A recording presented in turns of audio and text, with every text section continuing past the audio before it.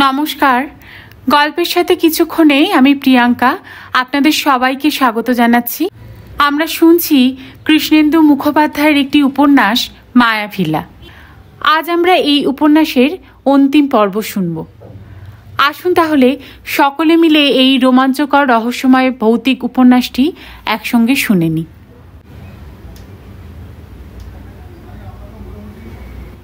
বিকেল প্রায় 5টা। ডায়মন্ড হারবার রোডে আমতলার মোড়ের কাছে ট্রাফিক জ্যামে আটকে আছেন সুধন্য চৌধুরী আর রিঙ্কি।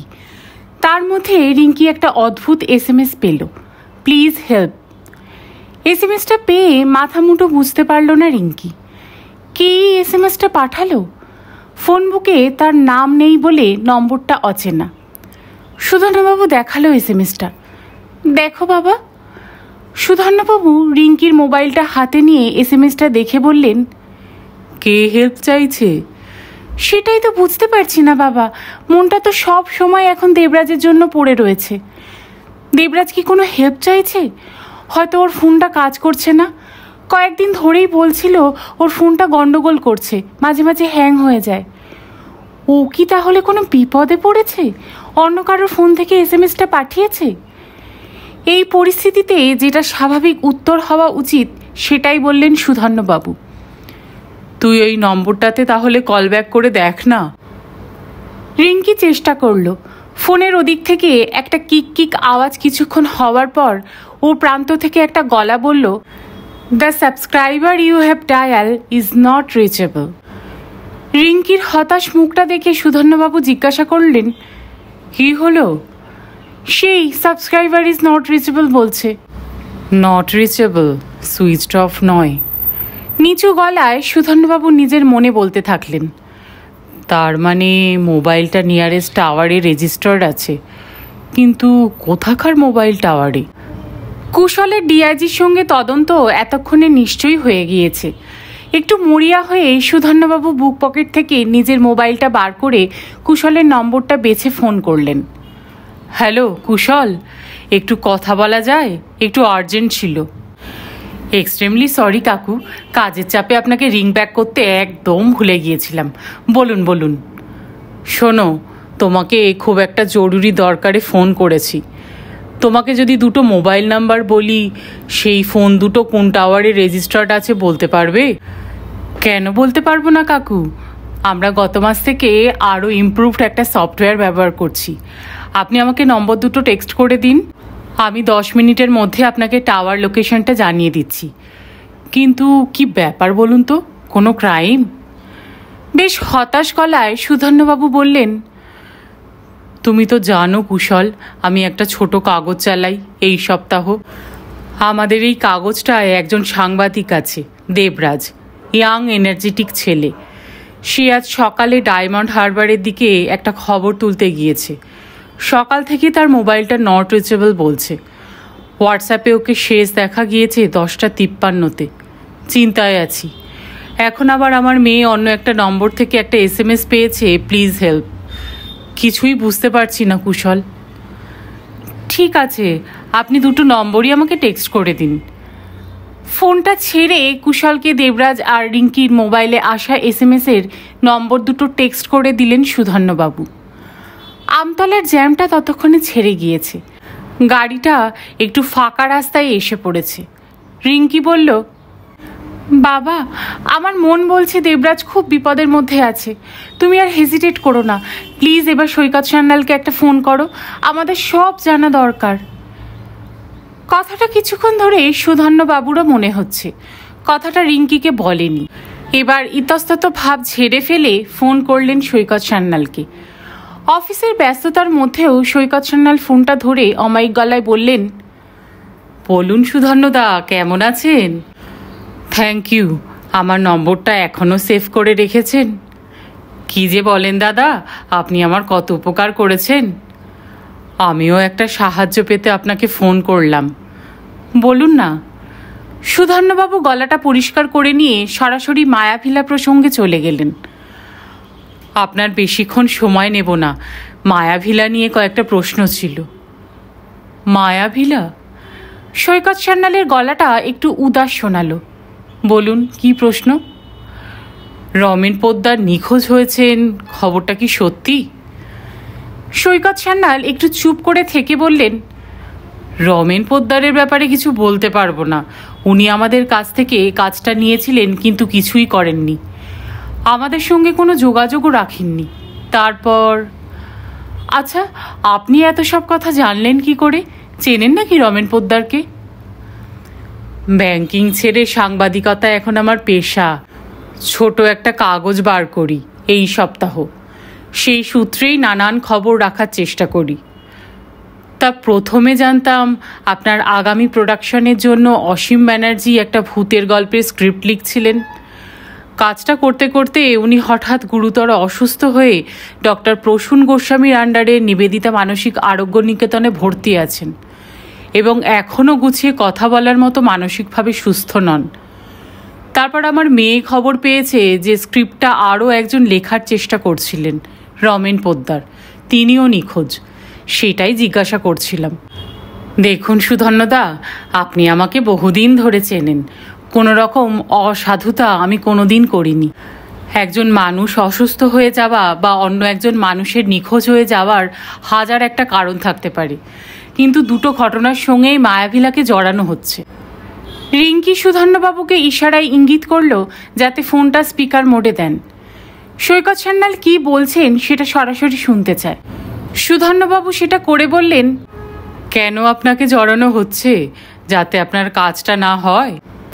ঠিক তাই, আমার একের পর এক হিট সিনেমা সাকসেস কারোর পছন্দ হচ্ছে না। আপনি চিন্তা করতে পারবেন না কিভাবে পদে পদে বাধা সৃষ্টি করা হচ্ছে। আপনার অবগতির জন্য জানাচ্ছি, কারণ যাই হোক না কেন, মানবিকতার জন্য অসীম ব্যানার্জি চিকিৎসার সব খরচ আমি দিচ্ছি। রমেন পোদ্দার মানুষটাও খুব স্বচ্ছ নন।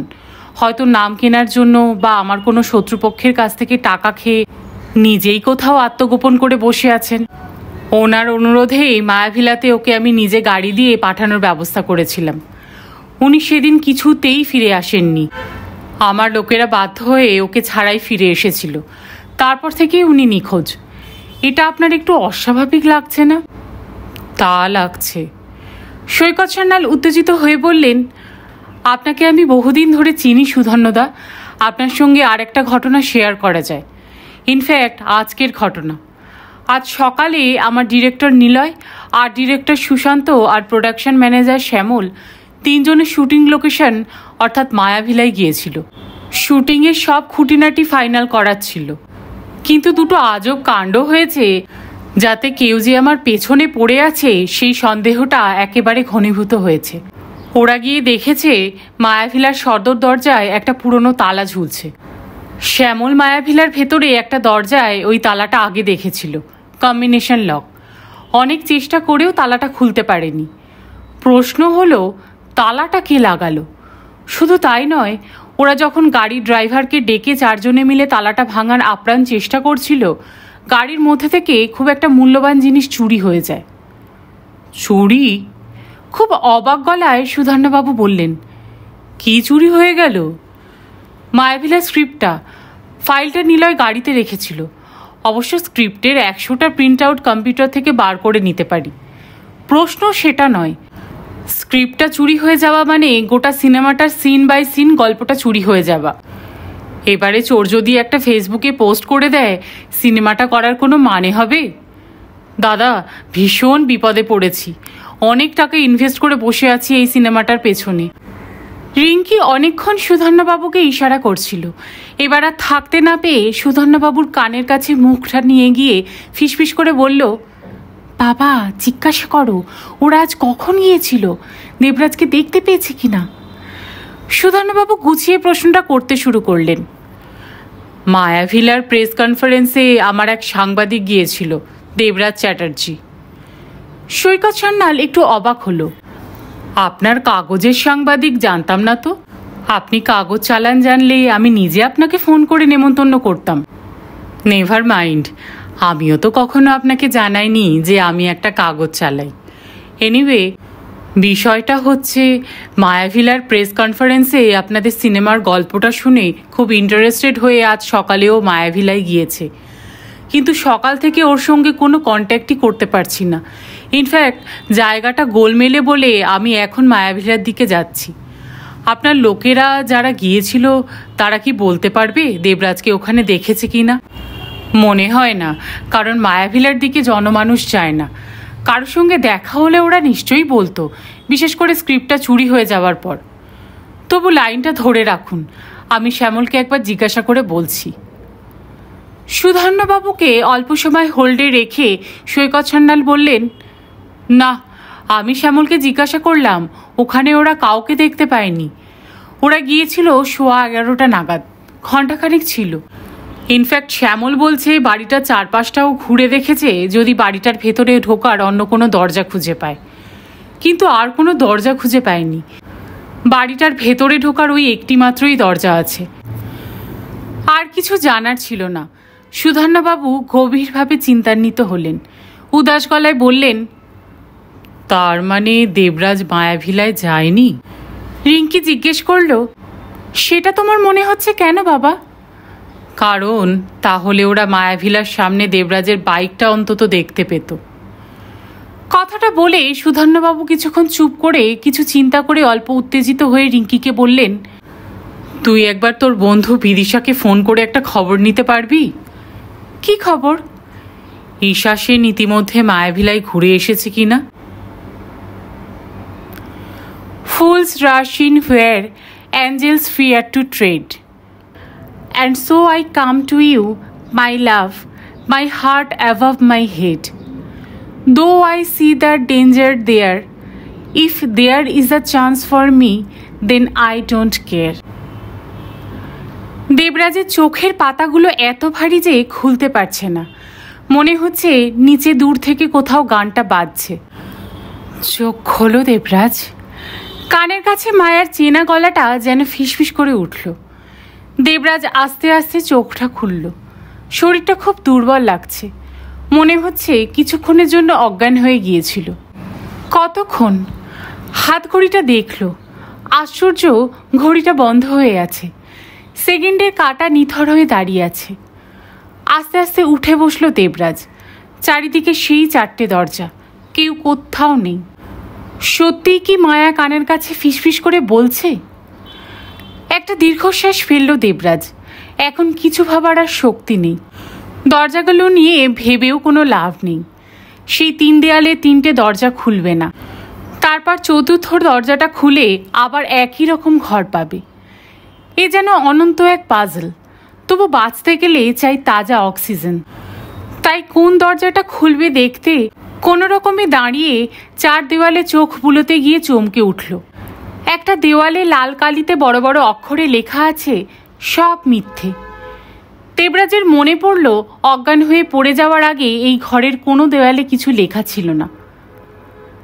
তোমার মনে আছে দেবরাজ, তোমাকে বলেছিলাম আবার দেখা হবে? কথাটা এবার পেছন থেকে ভেসে এলো। দেবরাজ মুখটা ঘুরিয়ে চমকে উঠল। মায়া দাঁড়িয়ে আছে। শুকনো গলায় দেবরাজ কোনো রকমে বলল, তুমি কে? হেসে উঠল মায়া, বলল, ধরো আমি একটা চরিত্র, সেই চরিত্রটার নাম মায়া, গল্পের কথক। আমি এই গল্পটা বলার জন্যই তোমার বন্ধু দৈপায়নের কাছে যেতে চেয়েছিলাম। ওকে মায়াভিলায় নিয়ে আসতে চেয়েছিলাম, কিন্তু ও শুধু সুন্দরী মেয়েদের সঙ্গ চায়, বিছানা পেতে চায়। তবে তুমি অন্যরকম। তোমার মধ্যে কোথাও একটা ভরসা পেয়েছি। সেদিন তুমি বলেছিলে, মেহতা রহিনা সোনিয়ে তেরে নাল নাল নি। ওইসব গান তোমার ভালো লাগে না, পুরনো দিনের গান ভালো লাগে। আমারও তাই। দেখো, সেই গানই বাজিয়েছি তোমার জন্য। কিন্তু তুমি কে? বললাম তো, আমি একটা চরিত্র যার নাম মায়া। যে মায়াভিলার সত্যিটা কেউ জানে না, জানার চেষ্টা করে না, সেই সত্যিটা এই বাড়ির 4 দেওয়ালের মধ্যেই বছরের পর বছর বুকে নিয়ে আটকে পড়ে আছি। আর এখন তোড়জোড় চলছে একটা সিনেমার মাধ্যমে একটা মিথ্যে গল্প তৈরি করে সারা পৃথিবীকে জানানোর। সেই গল্পে কি বলার চেষ্টা হচ্ছে? কর্নেল ছিলেন একজন দেশপ্রেমিক। স্বাধীনতা সংগ্রামীদের সাহায্য করে উনি শহীদ হয়েছিলেন। এটা না করলে বিক্রমজিৎ হিরো রোলটা করবে না। কিন্তু আসলে কি কর্নেল সত্যিই দেশপ্রেমিক ছিলেন? কর্নেল ছিলেন একজন জঘন্য মানুষ, যিনি দিনের পর দিন আমাকে ধর্ষণ করেছেন, নিজের সমস্ত বিকৃত কামনা আমার শরীরটার উপর মিটিয়েছেন। আমি তো তোমার বন্ধু দৈপায়ন গাঙ্গুলিকে সেটাই বলতে গিয়েছিলাম, নিয়ে আসতে চেয়েছিলাম এখানে। দৈপায়ন গাঙ্গুলি নিজেও হয়তো জানেন না কর্নেল সোমেশ্বর গাঙ্গুলি আর ও একই বংশের।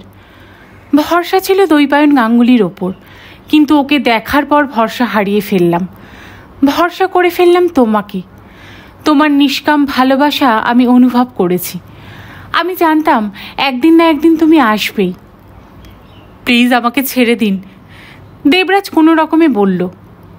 তোমাকে আটকে রাখার আমি কে? আর তুমি তো আমাদের একমাত্র ভরসা, যে বাইরের পৃথিবীতে পৌঁছে দেবে সত্যি গল্পটা, মুক্তি দেবে আমাকে সব যন্ত্রণা থেকে। বেশি বড় নয় গল্পটা, প্লিজ ধৈর্য ধরে একবার শোনো। সেই চোখ, একই আতঙ্কের মধ্যেও দুটো চোখ সম্মোহিত করে ফেলল দেবরাজকে। মায়া বলতে শুরু করল। কর্নেল সোমেশ্বর গাঙ্গুলি ছিলেন অত্যন্ত বদরাগী। একদিন তার জুতো ঠিক মতো পালিশ হয়নি বলে মেজাজ হারিয়ে যে সেপাইটা জুতো পালিশ করছিল তাকে গুলি করে মেরে দিয়েছিলেন। এই ঘটনাটায় ফোর্ট উইলিয়ামের সেপাইদের মধ্যে সাংঘাতিক এক বিরূপ প্রতিক্রিয়া হয়েছিল।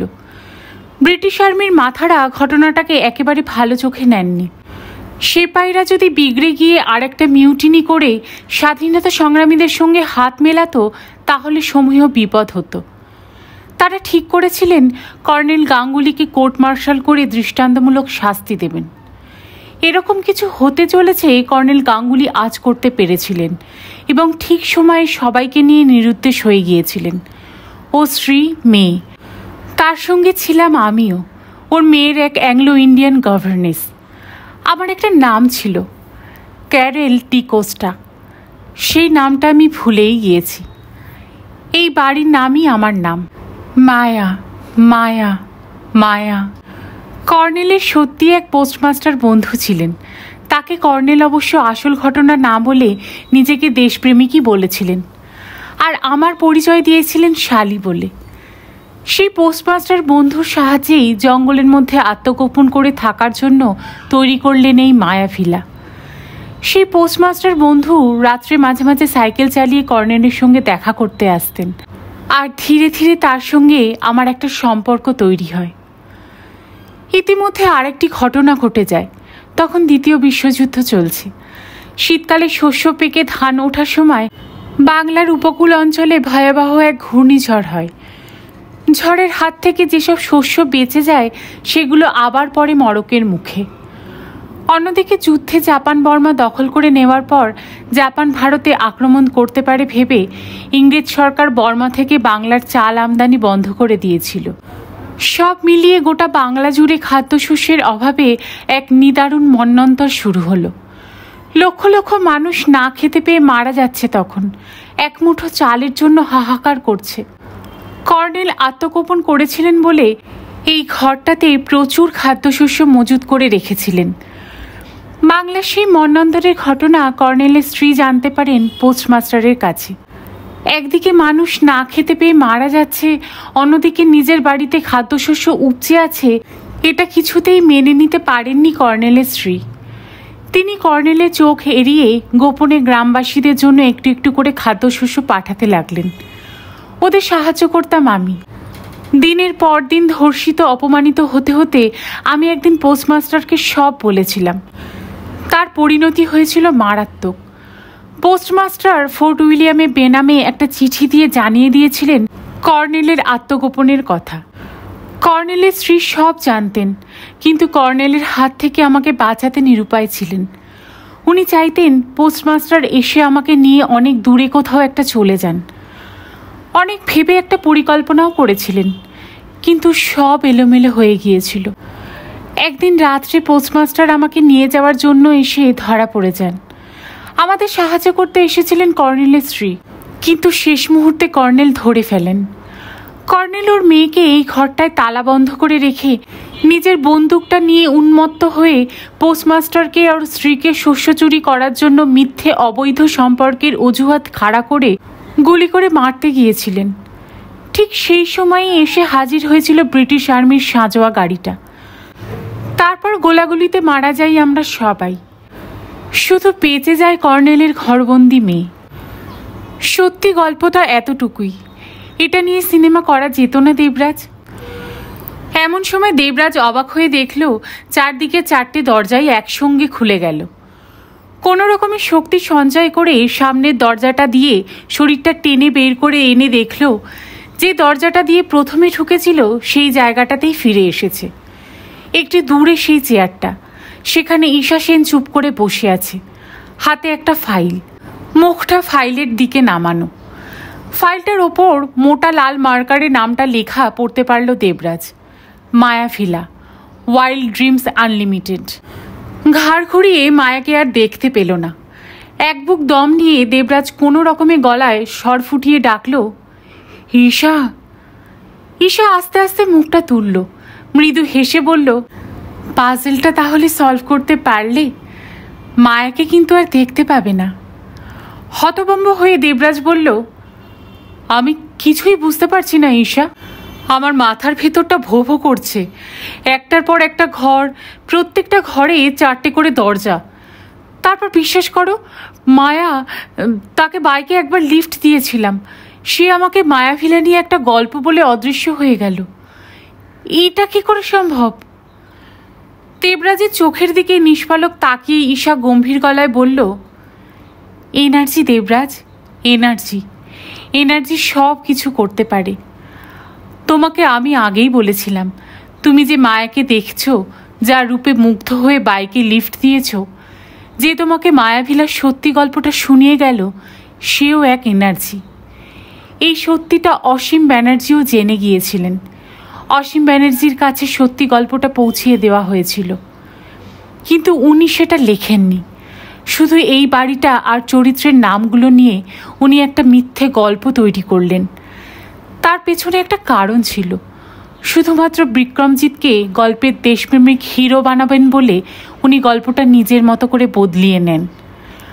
আর সৈকত সান্যালে সেটা পছন্দ হয়ে গেল।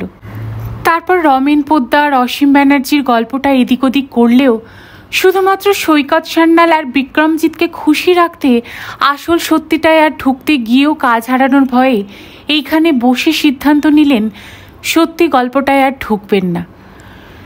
কিন্তু মায়াভিলা নিয়ে কোনো মিথ্যে গল্প লোকে জানুক, এটা হতে পারে না। মায়াভিলা পৃথিবীতে একটাই, তার সত্যিও একটাই। কিন্তু সেদিন প্রেস কনফারেন্সে তো সৈকত সান্যাল বললেন মায়াভিলার স্ক্রিপ্টটা শেষ পর্যন্ত ডিরেক্টর নিলয় সেনগুপ্ত লিখেছে।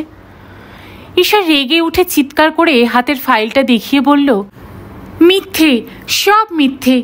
নিলয় সেনগুপ্ত সেই একই মিথ্যে নিয়ে এই ফাইলটায় মায়াভিলার স্ক্রিপ্টটা লিখেছে। যদি এই নিয়ে সিনেমা করতেও যায়, ওর অবস্থা অসীম ব্যানার্জি, রমেন পোদ্দারের মতোই হবে। একটা কারোর সৎ সাহস নেই যে সত্যিটা লেখে। এই স্ক্রিপ্টটা নিয়ে সিনেমা হলে সৈকত সান্যাল, বিক্রমজিৎ থেকে আরম্ভ করে শ্যামল বড়ুয়া প্রত্যেকে শেষ হয়ে যাবে। ওদের কারোর ধারণা নেই নেগেটিভ এনার্জি কি ইমেন্স পাওয়ারফুল হতে পারে। ঈশা রাগে ফুঁসছে। দেবরাজ চোখ বন্ধ করে কয়েকটা শ্বাস নিল। ঈশা হাতে ফাইলটা দেখিয়ে বলল, তুমি এই ফাইলটা কোথায় পেলে? কোথায় কিভাবে পেলাম সেটা ইম্পর্টেন্ট নয় দেবরাজ। ইম্পর্টেন্ট হচ্ছে সত্যি আর মিথ্যের মধ্যে সত্যিটা বেছে নেওয়া। তাহলে তুমি যদি এই সত্যিটা জানতে, তুমি এটা নিয়ে তোমাদের কাগজে লিখলে না কেন? ধরো, তোমাকে একটা সুযোগ দিলাম, তুমি তো তাই চেয়েছিলে। এই নাও, ধরো। এই ফাইলে একটা গল্প আছে, আর তুমি নিজের কানে একটা গল্প শুনলে। কোনটা নিয়ে তুমি তোমার কাগজে লিখবে, চয়েসটা তোমার। ঈশা হাতের ফাইলটা দেবরাজের দিকে এগিয়ে ধরল। দেবরাজ অস্বীকার করতে পারবে না এই সপ্তাহর শেষ সংখ্যার জন্য মায়াভিলা নিয়ে দুর্দান্ত একটা লেখা ঈশা সেনের আগে নিজে লিখতে চেয়েছিল। কিন্তু ঈশার হাতে ফাইলটা দেখে কোথাও একটা আঁতে লাগছে। এবার দেবরাজও একটু গম্ভীর হয়ে গিয়ে বলল, তোমার কাছে একটা কথা স্বীকার করি। মায়াকে যেদিন প্রথম আমি দেখেছিলাম, সেদিন থেকে মনে বয়ে বেড়াচ্ছি। আমি স্বপ্নেও ওর মুখটা দেখি। ও আমার মন জুড়ে রয়েছে। সুতরাং ওই যে ওকে দেখলাম, ওর বলা গল্প শুনলাম, সবটাই হয়তো আমার সাবকনসিয়াস স্টেট অফ মাইন্ড থেকে হতে পারে। আমার দম বন্ধ হয়ে আসছিল, অক্সিজেন কম ছিল। অক্সিজেন কম থাকলে অনেক সময় মানুষ হ্যালুসিনেট করে, ভুলভাল শোনে। এই সপ্তাহর শেষ সংখ্যায় আমি মায়াভিলা নিয়ে লিখব।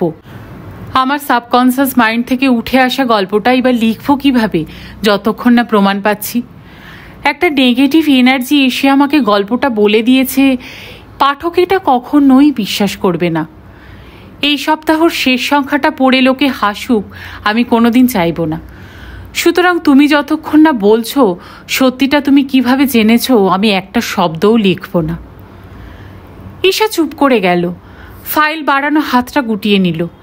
তারপর ঠান্ডা গলায় বলল, আমি এই সত্যিটার একটা অংশ, একটা চরিত্র। মানে?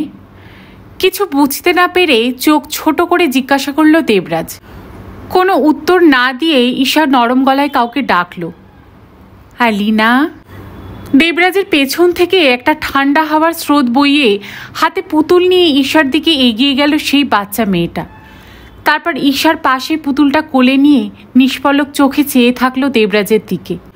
মেয়েটার রক্তশূন্য পাংশ মুখে কোনো হাসি নেই, চোখেও কোনো বিষণ্ণতা নেই, কিন্তু চোখের মধ্যে কেমন একটা সম্মোহিনী শক্তি যে চোখটা ফেরাতেই পারছে না দেবরাজ। বুকের মধ্যে মনে হচ্ছে হাড়টা নিস্তেজ হয়ে আসছে, ভীষণ শীত শীত করছে, চোখের দৃষ্টি ঝাপসা হয়ে আসছে। আমার মেয়ে আলিনা, আমরা অনেক দিন আটকে আছি এখানে। ঈশার মুখের দিকে তাকানোর চেষ্টা করলো দেবরাজ, কিন্তু ঈশা কোথায়? ঝাপসা দৃষ্টিতে যাকে দেখছে সে তো সেই ভদ্রমহিলার ছবি যাকে নিচের অয়েল পেন্টিংয়ে দেখেছিল। ধরা গলায় তিনি বলতে থাকলেন, আমি শ্রীময়ী গাঙ্গুলি। সেদিন রাত্রে ব্রিটিশ আর্মির সঙ্গে গোলাগুলির সময় কর্নেল সোমেশ্বর গাঙ্গুলির সঙ্গে আমিও মারা গিয়েছিলাম। মায়া আর পোস্টমাস্টার মশাইও মারা গিয়েছিলেন। আলিনা শুধু বেঁচে গিয়েছিল ওপরে ওই ঘরটার মধ্যে তালাবন্ধ অবস্থায় থেকে। ব্রিটিশ আর্মিরা বুঝতে পারেনি। ওরা কর্নেল, আমার, মায়ার আর পোস্টমাস্টার মশাইয়ের লাশগুলো নিয়ে চলে গিয়েছিল। যাওয়ার আগে বাইরের দরজায় তালা দিয়ে দিয়েছিল। আলিনা যতদিন বেঁচে ছিল প্রাণপণে বাইরে আসার চেষ্টা করেছিল। ছোট্ট একটা জানলা ছিল, সেই জানালা দিয়ে ও কাউকে ডাকলে লোকে আমার জ্যান্ত একরত্তি মেয়েটাকে প্রেতাত্মা ভাবত, ওর কান্নার আওয়াজকে ভৌতিক ভাবত। কেউ এগিয়ে আসেনি ওকে বাঁচাতে। তারপর অনাহারে এক ফোঁটা জল না পেয়ে ও নিজেও একদিন। গলাটা বুঝে এলো শ্রীময়ী গাঙ্গুলির। সেই দিনটা ছিল 130144, অর্থাৎ 13ই জানুয়ারি 1944। আমি কিচ্ছু করতে পারিনি, কিচ্ছু না, কিন্তু সেই দিন থেকে আমার আত্মা এখনো ছেড়ে যেতে পারেনি ওকে। আমাদের মা মেয়ের আত্মা এখনো এখানে আটকে আছে, মায়াভিলার সত্যি গল্পটা বুকে বয়ে নিয়ে আর অলিনার কঙ্কালটা নিয়ে। সঙ্গে রয়েছে মায়া। তুমি এই সত্যিটা বাইরের পৃথিবীর কাছে বলে ওর কঙ্কালটার সৎকার করে দিলেই আমাদের মুক্তি। পারবে না দেবরাজ এই কাজটা করতে? বাইরে একটা গাড়ি এসে থামার আওয়াজ হলো। তারপর বাইরে থেকে কারা যেন ডাকাডাকি শুরু করলো, দেবরাজ, দেবরাজ। বাইরের বিকেলের আলো মরে আসছে, আর ঘরের খোলা জানালাগুলো দিয়ে কুয়াশার মতো সাদা ধোঁয়া ঢুকতে আরম্ভ করলো। সেই ধোঁয়া মুড়ে ফেলতে লাগলো শ্রীময়ী গাঙ্গুলি আর আলিনাকে। দেবরাজের চারদিকটা যেন অন্ধকার হয়ে আসছে। অজ্ঞান হয়ে যাওয়ার আগে কুয়াশার মধ্যে থেকে শুনতে পেল শেষ কথাগুলো, তোমার ওপর আমাদের বিশ্বাস আছে দেবরাজ। তুমি মায়াভিলার মায়া নয়, মিথ্যেও নয়, মায়াভিলার সত্যি ইতিহাসটা লিখবে। দেবরাজ, দেবরাজ। মায়াভিলার সামনে গাড়ি থেকে নেমেই সুধন্য চৌধুরী আর রিঙ্কি দেবরাজকে ডাকতে আরম্ভ করেছিল। দেবরাজ যে এখানেই আছে সন্দেহ নেই, কারণ মায়াভিলার সামনে একটা গাছের তলায় দেবরাজের বাইকটা দাঁড় করানো আছে। বাড়িটার সামনে একটা 3 ধাপ সিঁড়ি উঠে একটা ছোট্ট লম্বা টানা বারান্দা, তার মধ্যিখানে সদর দরজা। সেই দরজাতে কম্বিনেশন লকের একটা তালা লাগানো, কিছুতেই সেটা খোলা যাচ্ছে না। সুধন্যবাবু নিজের মনে বলতে থাকলেন, আশ্চর্য, ছেলেটা গেল কোথায়? রিঙ্কি বলল, দেবরাজ এখানে কখন এসেছে বলো তো বাবা? সৈকত সান্যাল বললেন ওদের শ্যামল বলে ছেলেটা 11:15 নাগাদ এসেছিল, ঘণ্টাখানেক ছিল, তখন বাইকটা দেখেনি। তার মানে দেবরাজ 12টার পরেই এসেছিল। রিঙ্কি খুব উদ্বিগ্ন গলায় বলল, তাহলে এখন উপায় বাবা? আলো কমে আসছে, এরপর তো জায়গাটা ঘুরঘুটে অন্ধকার হয়ে যাবে। তুমি আর একবার কম্বিনেশন লকটা ট্রাই করে দেখো না বাবা। সুধন্যবাবু মাথা নাড়লেন। লাভ নেই, 6 ডিজিট কম্বিনেশন চট করে ক্র্যাক করা যাবে না। সুধন্যবাবুর ড্রাইভার এতক্ষণ উসখুস করছিল। গাড়িতে সুধন্যবাবু আর রিঙ্কির কথা শুনে বুঝেছে জায়গাটা সুবিধার নয়। এবার সুযোগ করে নিয়ে বলল, খেয়াল করছেন স্যার, মেঘ করে আসছে, যে রাস্তাটা দিয়ে এলাম বৃষ্টি শুরু হয়ে গেলে কিন্তু ফেরা মুশকিল। রিঙ্কি ড্রাইভারকে ধমকে উঠল। তার চেয়ে অনেক বড় মুশকিল দেবরাজকে খুঁজে না পাওয়া। ওকে খুঁজে না পাওয়া পর্যন্ত এখান থেকে এক পাও নড়ব না। বাবা, তুমি পুলিশে ফোন করো, কুশলকে ফের বলো ব্যাপারটা। রিঙ্কি আবার গলা ছেড়ে ডাকতে লাগলো, দেবরাজ, দেবরাজ। সুধন্যবাবু কুশলকে ফোন করার জন্য মোবাইলটা বার করে দেখলেন সিগন্যাল স্ট্রেংথের একটা দাড়ি দাগও নেই। ঠিক সেই সময় মোবাইলের স্ক্রিনের ওপর টুপ করে একটা ফোঁটা বৃষ্টির জল এসে পড়ল। আর সুধন্যবাবু দেখতে পেলেন যে রাস্তা দিয়ে ওরা এলেন সেই রাস্তায় অনেক দূরে দুটো বিন্দুর মতো আলো। বৃষ্টিটা বাড়তে থাকলো আর বিন্দুর মতো আলো দুটো ক্রমশ বড় হতে থাকলো। শেষ পর্যন্ত দেখা গেল একটা গাড়ি। গাড়িটা এসে থামলো একেবারে সুধন্যবাবুদের গাড়ির পাশে। তারপর সেখান থেকে নামলেন কয়েকজন। তার মধ্যে সুধন্যবাবু চিনতে পারলেন সৈকত সান্যালকে। এই সময় এই দলটাকে দেখে যতটা অবাক হলেন সুধন্যবাবুরা, ততটা অবশ্য ওরা হলেন না। ওরা জানতেন দেবরাজের খোঁজে সুধন্যবাবুরা এখানেই আসবেন। বৃষ্টির থেকে মাথা বাঁচাতে মায়াভিলার দরজার সামনের বারান্দায় নিচে সবাই জড়ো হলেন। সৈকত সান্যালকে মনে হলো একদম ভেঙে পড়েছেন। আর রিস্ক নিতে পারছি না সুধন্যদা, আমাকে জানতেই হবে মায়াভিলার পেছনে রহস্যটা কি। মায়াভিলার স্ক্রিপ্টের ফাইলটা চুরি হয়ে যাওয়াটা আমি মোটেই হালকাভাবে নিচ্ছি না। সুধন্যবাবু বললেন, আপনি তাহলে এদিকেই আসছিলেন? সৈকত সান্যাল বললেন, আপনি যখন ফোন করছিলেন তখন আমি জেমস লং সরণিতে, শ্যামল আর উনি ঈশা সেন। মোটাসোটা চেহারার কালো ফ্রেমের চশমা পরা ঈশা সেন নমস্কার করে বললেন, আমি শুনেছি দেবরাজের কথা। স্বাভাবিকভাবেই আপনারা খুব উদ্বিগ্ন। খোঁজ পেলেন দেবরাজের? এখনো পর্যন্ত না, হতাশ গলায় বললেন সুধন্যবাবু। রিঙ্কি বলে উঠল, বিদিশা আমার বন্ধু, ওর কাছে আপনার কথা খুব শুনি, আপনার লেখা অনেক পড়েছি। আর দেবরাজের সঙ্গে আপনারও তো আলাপ হয়েছিল মায়াভিলার প্রেস কনফারেন্সে। প্রেস কনফারেন্সে? ঈশা অবাক গলায় বললেন, মায়াভিলার প্রেস কনফারেন্সে আমার যাওয়ার কথা ছিল, কিন্তু অন্য একটা কাজে আটকে যাওয়ার জন্য যেতে পারিনি। অবশ্য আমাদের ফটোগ্রাফার গিয়েছিল, ওর তোলা ছবি গত শুক্রবার আমাদের কাগজে বেরিয়েছে। তবে শ্যামল এসেছিল আমার অফিসে, ওর কাছে অসীম ব্যানার্জি, রমেন পোদ্দারের কথা শুনেছি। আর আজ শুনলাম নিলয়ের স্ক্রিপ্টটা চুরি হয়ে যাবার কথা। Very interesting. এবার তো নিউজটা করতেই হয়। দেখলাম আজ যখন মিস্টার সান্যাল আসছেন তাহলে একসঙ্গে ঘুরেই যাই। রাস্তায় শুনলাম আপনাদের দেবরাজের কথা। রিঙ্কি অস্ফুট গলায় বলল, তার মানে সেদিন দেবরাজের সঙ্গে আপনার দেখা হয়নি? ঈশা সেন উত্তরটা দেওয়ার আগে সৈকত সান্যাল শ্যামলকে কড়া গলায় ধমকে উঠলেন, তোমরা যে কি দেখো, এই তো তালাটা খোলা। রিঙ্কি আর সুধন্যবাবু অবাক হয়ে দেখলেন সদর দরজার কড়াতে তালাটা খোলা অবস্থায় ঝুলছে। সকলে ঢুকে এলেন মায়াভিলার মধ্যে। বাইরে বৃষ্টি পড়ছে, ভেতরটা অন্ধকার। বৃষ্টির আওয়াজের মধ্যে কান পাতলে দোতলা থেকে একটা ক্ষীণ গলার আওয়াজ পাওয়া যাচ্ছে। শ্যামল বড়ুয়ার কাছে একটা জোরালো টর্চ ছিল। সেই টর্চের আলোতে সবাই সাবধানে দোতলায় উঠে এসে চমকে উঠে দেখতে পেল একটা গুদাম ঘরের মতো ঘরে দেবরাজ মেঝেতে বসে মায়াভিলার ফাইল থেকে একটা একটা করে কাগজ ছিঁড়ে ছিঁড়ে কুচিয়ে কুচিয়ে ফেলতে ফেলতে নিজের মনে বিড়বিড় করে একটা গল্প বলে যাচ্ছে। শেষ কথা। সব গল্পের যেমন একটা গোড়ার দিক থাকে, সেরকম একটা শেষ কথাও থাকে। মায়াভিলার শেষ কথাগুলো কিছু তথ্য। মায়াভিলা নিয়ে দেবরাজের কথা পরের দিনই ঈশা সেনের কাগজে ছবিশুদ্ধ প্রথম পাতায় বেরিয়েছিল। বড় একটা পুলিশ বাহিনী গিয়ে মায়াভিলা থেকে অলিনার কঙ্কালটা খুঁজে পেয়ে যথার্থ মর্যাদায় তার সৎকার করেছিল। নিরুদ্দেশ রমেন পোদ্দারকে বেনারসে পাওয়া গিয়েছিল। অসীম ব্যানার্জি সুস্থ হয়ে উঠে আবার গল্পটা লিখতে শুরু করেছিলেন। মায়াভিলা নিয়ে সিনেমাটার শুটিং মায়াভিলাতেই হয়েছিল। নিলয় সেনগুপ্ত পরিচালনা করেছিলেন। কেবল মায়াভিলার স্ক্রিপ্টটা লিখেছিলেন দেবরাজ চট্টোপাধ্যায়। এই সপ্তাহ কাগজটা বন্ধ হয়ে গিয়েছিল। সুধন্যবাবু এখন পুরোপুরি অবসর জীবনযাপন করছেন।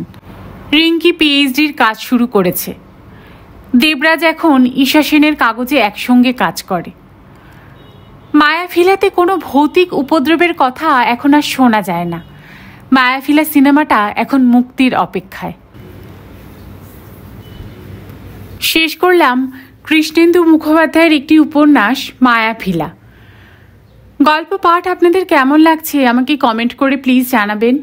আর যদি ভালো লাগে তাহলে গল্পটাকে একটা প্লিজ লাইক করে দেবেন। পারলে ফ্রেন্ডস আর ফ্যামিলির সাথে একটু শেয়ার করে নেবেন। চ্যানেলে আজ যদি নতুন এসে থাকেন তাহলে প্লিজ চ্যানেলটাকে সাবস্ক্রাইব করে নেবেন। আর পাশে যে বেল আইকনটি আছে তার অল নোটিফিকেশনটা অন করে দেবেন। তাহলে যে কোনো নতুন গল্প আপলোডের সঙ্গে সঙ্গে আপনাদের কাছে তার নোটিফিকেশনটা পৌঁছে যাবে। সকলে খুব ভালো থাকবেন, সুস্থ থাকবেন। গল্প শোনার জন্য আপনাদের সকলকে অসংখ্য ধন্যবাদ।